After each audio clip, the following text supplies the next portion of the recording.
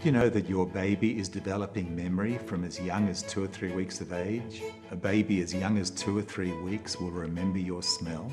You've asked me lots of questions that many parents have about the young child growing up, and I'm here to answer them. I'm Professor Frank Oberklaid, and this is my mini parenting masterclass.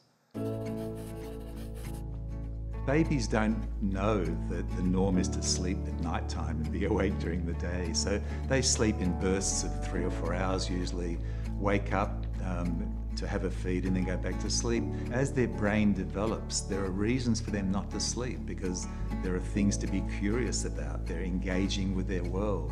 Parents are talking to them, are reading to them. So they get into that sort of predictable pattern of being awake for longer periods of time, engaging and interacting with their parents and caretakers and the world around them, and then falling asleep again. For some time, a number of years ago, it was thought that babies being exposed to classical music made them smarter. There's no real evidence that babies listening to classical music makes them more intelligent. On the other hand, it certainly doesn't hurt. So if parents want to introduce music into the household, that's a great idea because as parents calm, as they enjoy the music, that feeling is passed on to their infant and they'll be calm as well. So there are lots of reasons why music is good for young children. Being smarter is not one of them.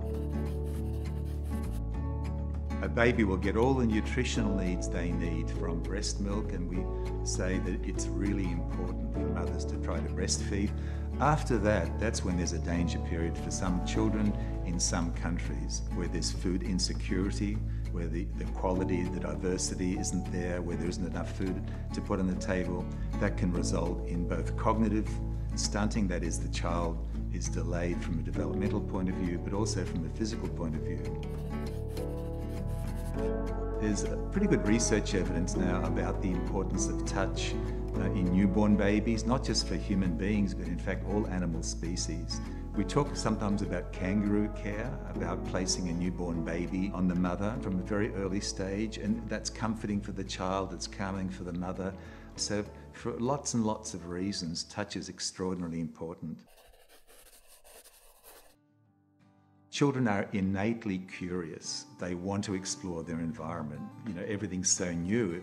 It's a big world out there. And so parents shouldn't get in the way of that. What they should do is make sure the child is perfectly safe. Don't try and structure the child too much, but there are many learning opportunities. For example, sing to the child, read to the child, take the child for a walk down the street. There's a tree, there's a doggy, there's a car, there's a house.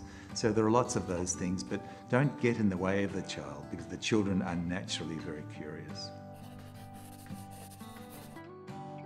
As the young infant and toddler starts to develop language like very simple things, dog, bye-bye, ta-ta, etc., parents can reinforce that, they can mirror that, they can mimic that.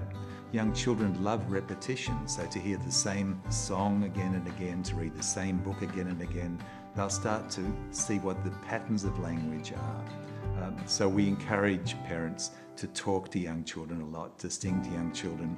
At the same time, don't dominate the conversation, take turns. We sometimes name that as sort of serve and return. The child says something, the parent says something. Often mirroring what the child says is very important. In those early years of life, what babies need is responsive caring. They need a nurturing environment. They need parents that are tuned in to the young child. Parents are their baby's first teachers. As the parents are talking to the child, singing to the child, reading to the child, creating these sort of stimulating experiences, there's this explosion of learning. All of these networks are being developed in the brain.